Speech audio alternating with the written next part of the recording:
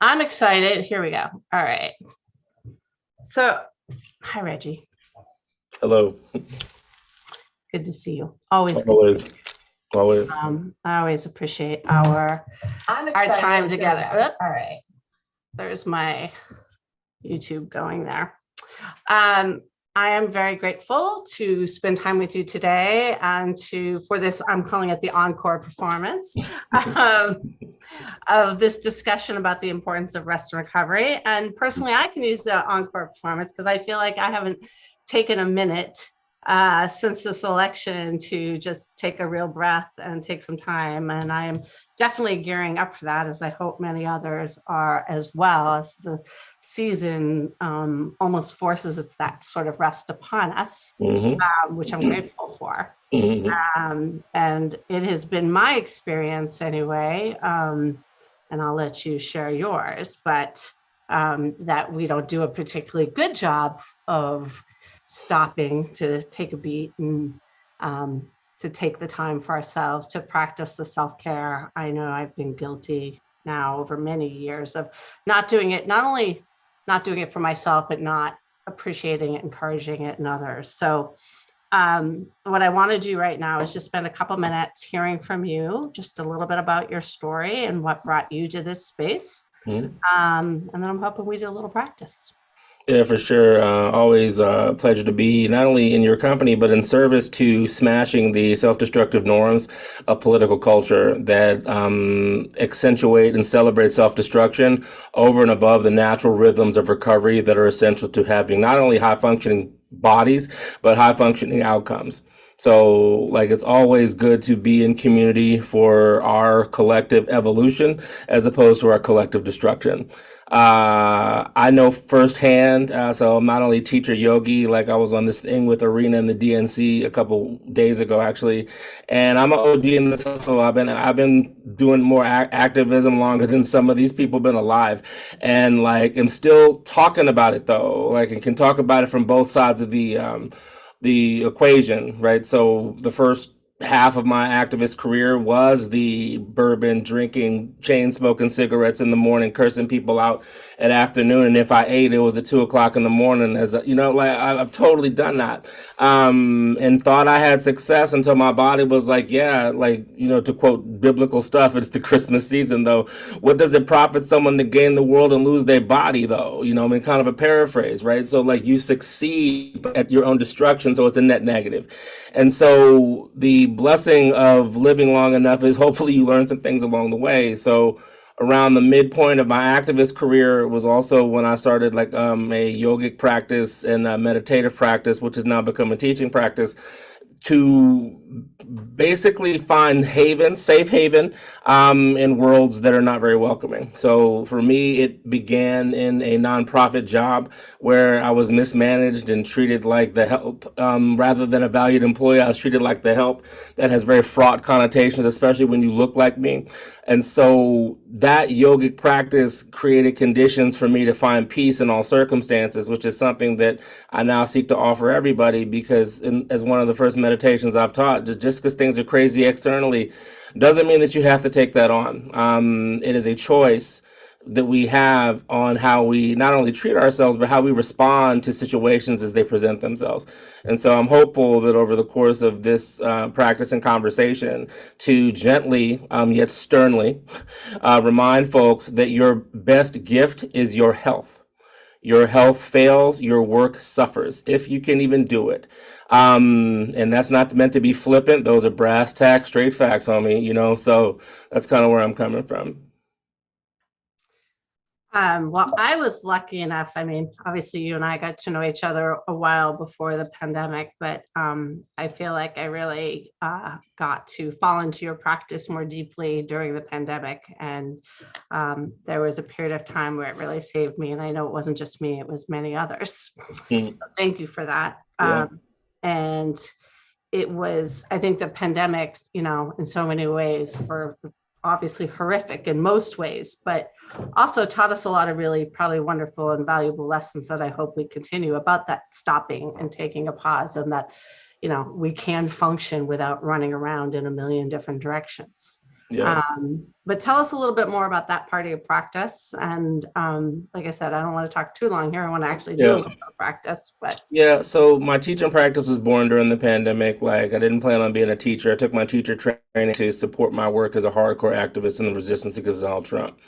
Right. So when I talk to yoga folks, I'm like, look, no shade on your Bali retreat, but you probably won't see me there because like my yogic training was in service to my work and bringing less suffering and more joy, peace, and justice to the world. So, um, when the pandemic hit and everyone in what I call yoga land was freaking out, I realized, oh, this thing really gave me this level of peace. And like, it was also while we are in like the 2020 election cycle. So in the political world, which is where I first started, now it's kind of exploded all over the place.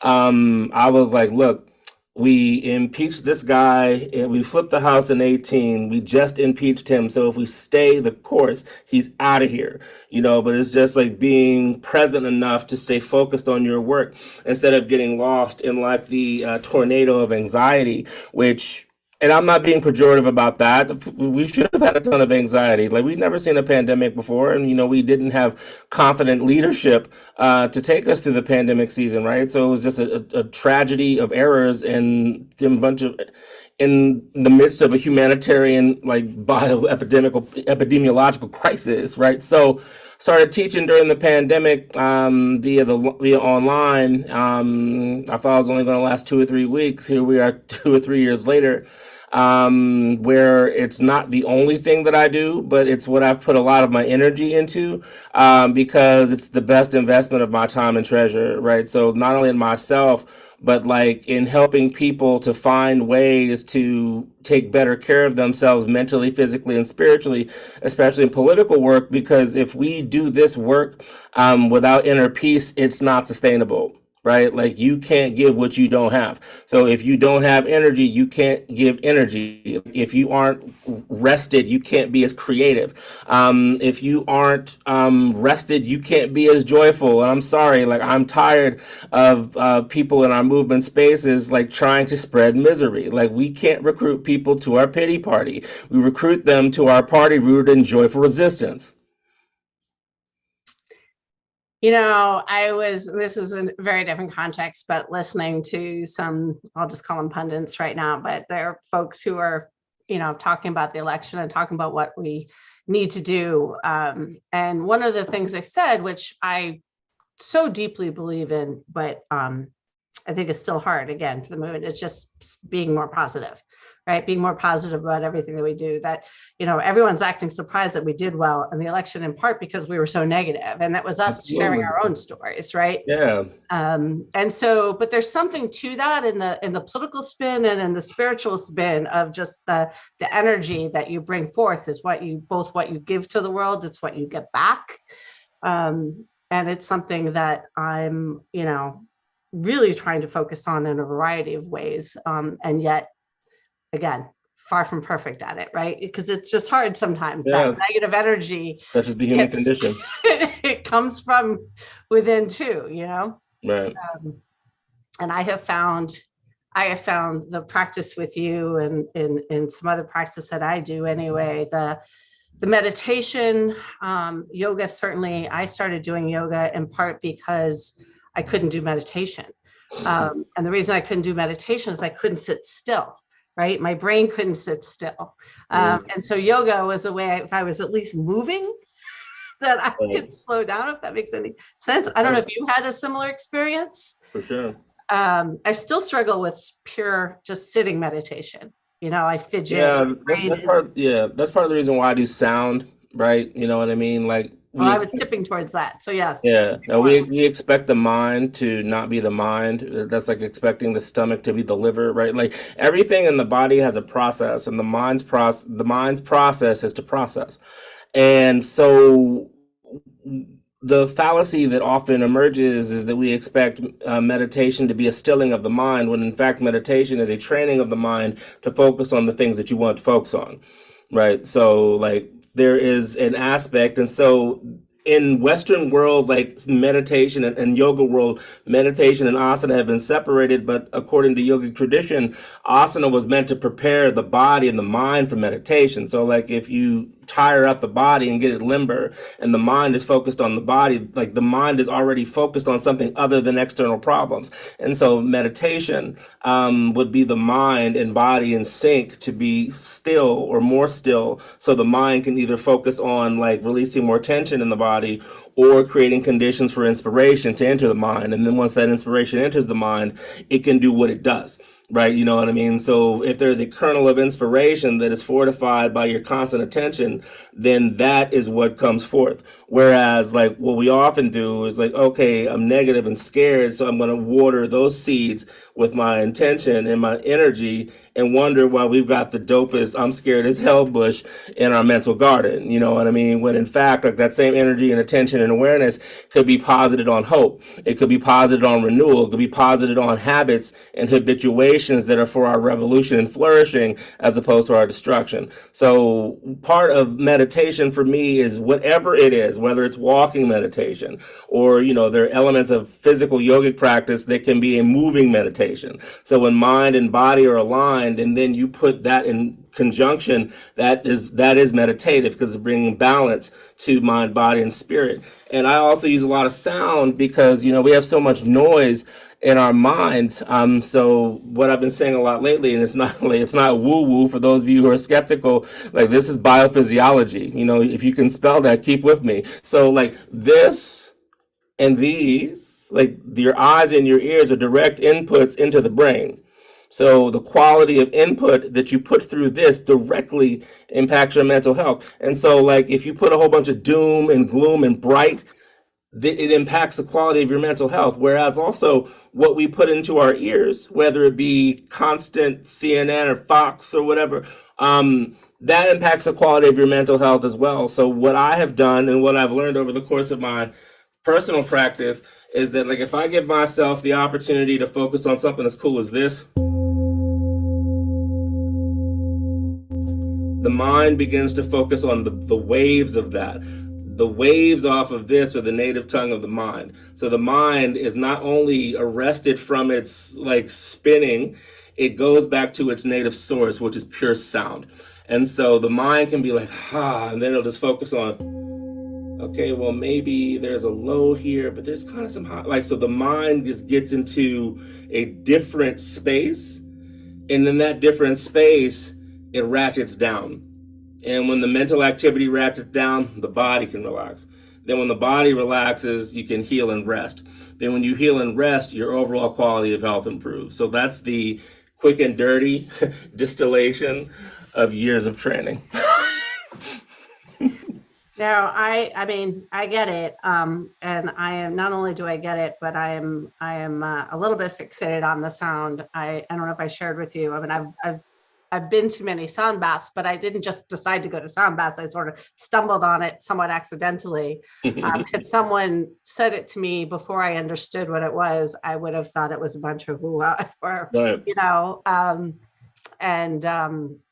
like I said, it has become the only thing between the yoga and the sound that just can like bring some calm and bring some focus, I think, and something I feel very deeply about. I think that it is, you know, important for folks who do this work to realize that in order to improve, in order to continue, we got to slow down.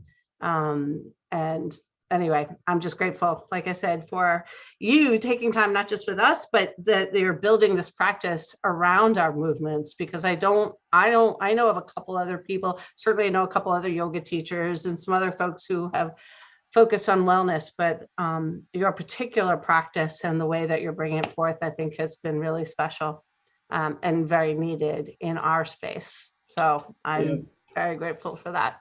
Yeah, gratitude. Like it's a gift that I've been given. I was talking to a friend of mine yesterday for a training that I'm about to end after 2 years, and he was like, "Man, the way that you've been able to braid your world experience and yogic wisdom and Buddhist practice and Christian background all together and then offer that to folks with love, but also super direct, is just the medicine that a lot of people need. They don't know that they need it, but you're one of the few people that can give it. And so, like, once got over myself and was like, stop, stop, I was like, yeah, you're probably right about that. So, just an honor to be of service. And, not everyone believes what I have to say, but that's peace be upon them. Like, I was where you were at too. Yeah, and look, this practice doesn't have to be for everyone. I think it's a matter of finding your own practice, whatever that And may doing be. something, right? Yeah. I did something with, like I told you, the DNC and arena, and this one person's like, but I like having my life like this. I was like, but your body likes to rest also, right? Like Mhm. your addiction to adrenaline is creating and wreaking havoc on your kidneys. And so, like, creating opportunities for the body to rest means that you can do what you love to do, but not at the expense of the vehicle through which you're driving through life in. Well, and I'm hoping we could maybe spend a few minutes with a little bit of practice here, because I also think the other thing that you've done a really good job is teaching that you can do this in small bites. Not Yeah. everything has to be a 60, 90-minute practice, that Or we a can 2 week take a few retreat, minutes. right? You Yeah, can do this, and exactly. yeah, you can do it like this. Yeah, no, for sure. If there's anything else you want to talk about, let me know. Otherwise, we can go directly into some physical stuff and sound stuff. I think for our public, we'll just go into, I was gonna say, I always have lots I want to talk to you about, but Right. Okay. um, I think having a little bit of the, just take the break and doing a little bit of practice would be great. Cool. Well, thank you for that. And I guess by transitioning, I want to thank all campaign workers, right? So I want to thank all of you for whom a better world is not something that is an inconvenient truth, but something that you pour your soul into, right? Like those of us who believe in almost not even naively, but like it's kind of foolish to think that you can change the world. But then when you realize that you can, like it becomes like a benevolent opportunity for you to do. But like what we're offering here is a chance for you to do it the right way. So to do it where you're not left like emaciated, but where you're left nourished, because what you're doing is also not at the expense of your well-being.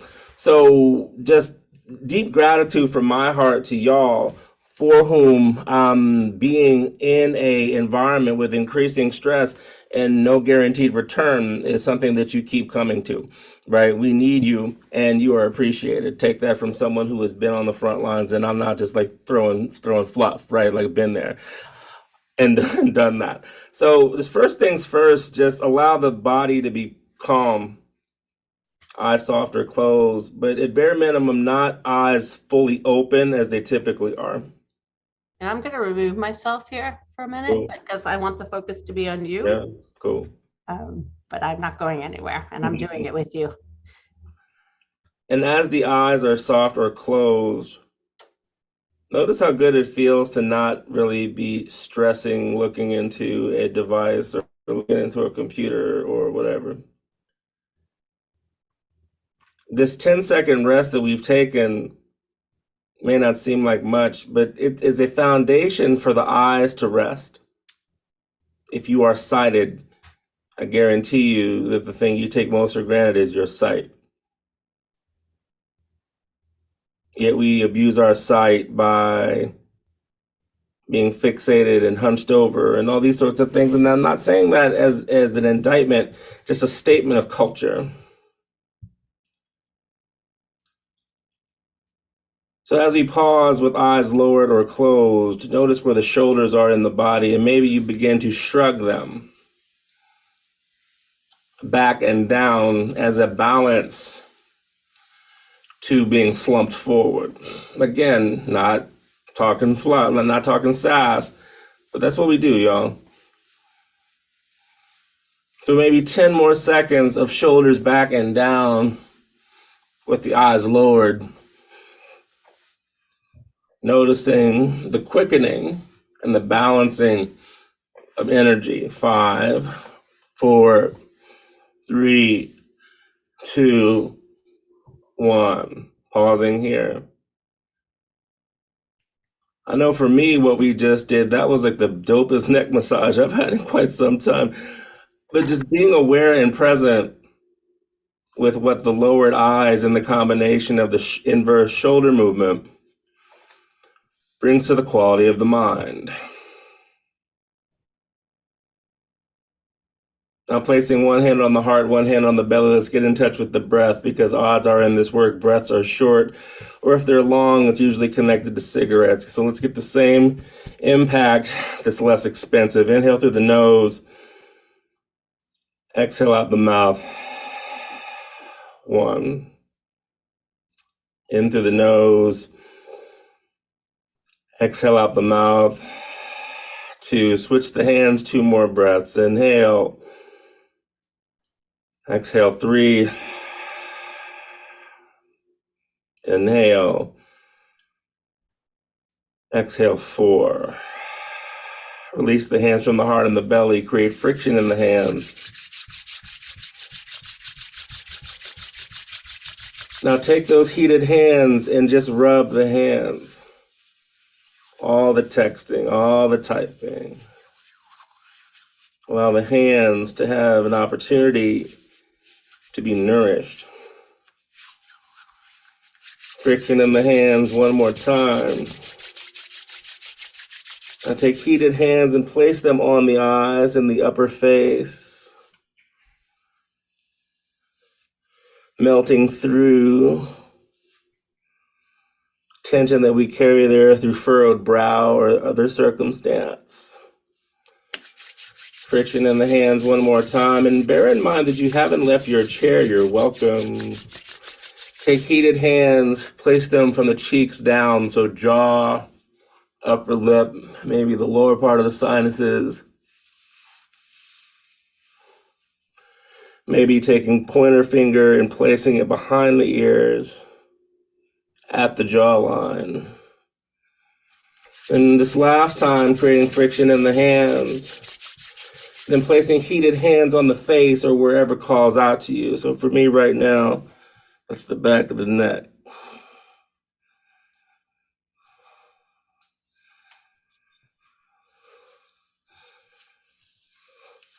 Release the hands, allow shoulders to remain back and down. Eyes soft.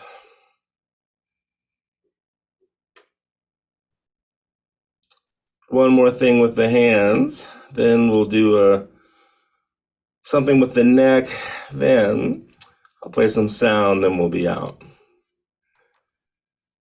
Now placing palms together, fingers together, lovingly make circles with the hands, because we treat the wrist like it's unidirectional, not multidirectional. Again, this is kinesiology, y'all. It's not woo. Science. Switch the switch the direction of the wrists. Notice how the heated hands set you up for this. Press palms out before you. Inhale, take arms overhead, reach high. Exhale, engage the navel, press away. 3 more. Inhale, reach high. Heart open. Exhale, engage the navel, press away. 2. Inhale, up high.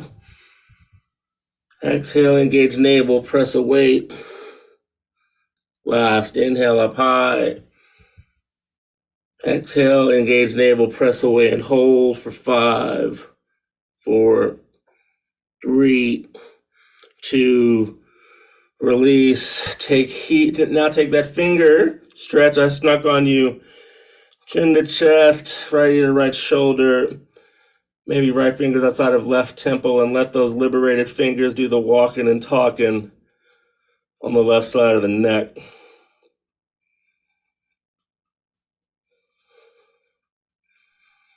And the beauty of what I'm sharing with you is that this particular sequence was designed for campaign operatives, political people in mind.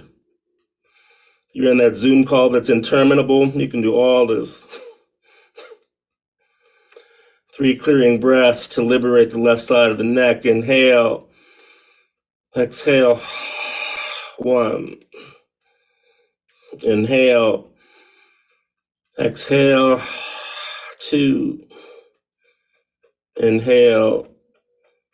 Exhale 3, come through center, give yourself a little wiggle, jiggle in the shoulders, because that's always fun. Left ear to left shoulder, maybe.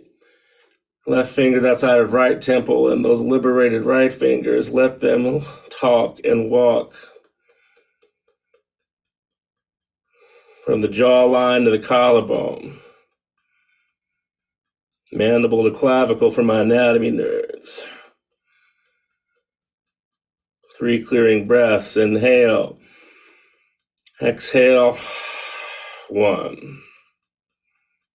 Inhale. Exhale. 2. Inhale. Exhale. 3. Head back. Maybe take a full circle if you've got it within you. If not, then just do what's comfortable for the neck. Pause. Notice the vitality from the fingers through the chest to the crown of the head. Imagine if we did our work from this place, though, right? So as opposed to just like, oh man, I'm on my 12th cup of coffee this morning, that we just gave the body a little bit of balance so it can do what it does. The body is meant to find equanimity and be rejuvenative if we give it the space to do its job. Now, pausing here and beginning to shift this physical practice to a more cerebral practice, but not in terms of thinking, but in terms of experiencing. So, as I mentioned before, think of the quality of mind that many of us walk around with, and it's directly correlative to the sound that we put in our mind. So I'm going to play one thing here and one thing back in my dwindling and audio setup. And find you can take this seated, you can take this laying down, like whatever works for you here, but think of what you normally hear in your ears and contrast with what you normally hear with the purity of this tone.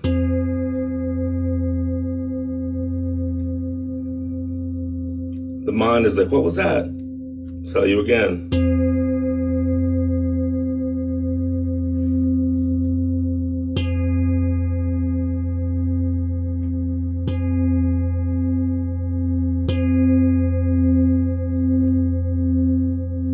For clearing breaths, noticing how the mind has shifted even in 5 seconds. Inhale, exhale out the mouth. 1. Inhale, exhale 2. Inhale, exhale 3. Now shifting the mind to see what you're hearing now in the absence of my sound. One more thing I'll play.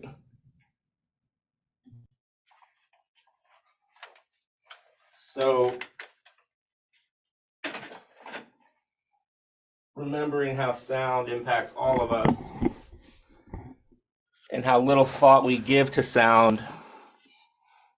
I recently was on a long trip that was way too long and way too complicated, but that's whatever. And I came home to this beautiful thing waiting for me. And y'all, this was the best thing. This is what I needed to hear. Like, I had engine trouble, just all this stuff. And even Yogic Reggie was like, like on my wits end, but this kind of brought me back home.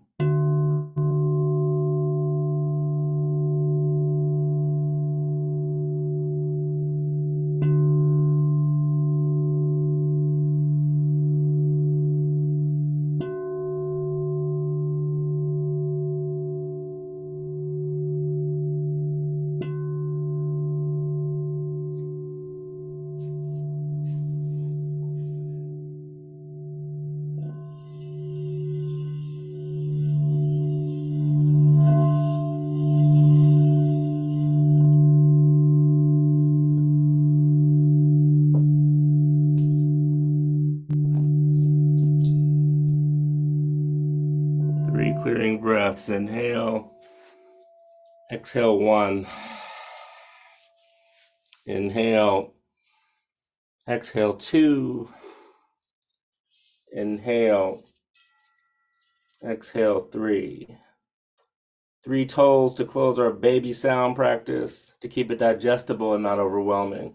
Same note as this, but the octave above it. 3 tolls.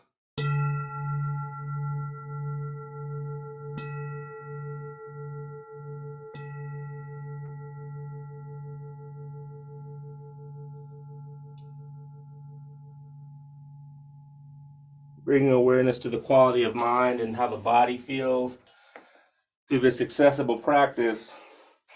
And it's here that I give it back to you, Amy. Gratitude for the chance to serve. That was amazing. It is amazing what you can do, coming back to you here, what you can do in just a few minutes, and the sounds are beautiful. So thank you for that. I do love the crystal too. Both. Deep. And the gongs, you didn't gong, but Yeah, the one I wanted to play is not here. they're all amazing. I love them so much. And I love seeing your collection grow. I don't know how you're moving it around or if you're even trying, but Not much, but here and there. that was really wonderful. Thank you for that. And thank you for making time for us. And thank you for being my last guest, our last guest of this year. This is our last live event, last recorded event that we're doing for the year. And I said in one of my posts, I can't think of a more perfect way to close out our programming for the year. It's been a wonderful group of sessions that we've had to do, but this was just, like I said, the perfect wrap up, perfect way to bring us into the holiday season. I will probably join you maybe one more time before. I know you've got a couple more practices. I don't know if you want to share a little more about some of your other practices before we wrap up, or at least I don't make sure you share your URL. I'm not going to put it in the chat here, but we'll send it out to others. I'll do a post on this too. But any sessions you want to share that you've got So if you like that, like I'm kind of everywhere. Like I was the best kept secret in like wellness and politics and yoga that has changed dramatically. But I'm easy to find, hard to catch. But like Active Peace Yoga is where to find me. The activepeaceyoga.com, @Reggie Global on Instagram, @Active Peace Yoga on Instagram. And just keep a lookout, right? So there's a winter solstice practice that's happening on Wednesday, the 21st at 7. But also, like, there's a lot of recorded content. Like, my goal now that this teaching thing has decided it won't let me go is that I'm just trying to help people find calm minds so they can live their best lives in service to our collective liberation and renaissance. Like, that's kind of where I'm at. And if you need more of that in your life and less dumb shit, holler at your boy. Sounds like a plan. Thank you. Peace out. So if you want to go to the next stage for a minute, that would be great. I'll say goodbye all.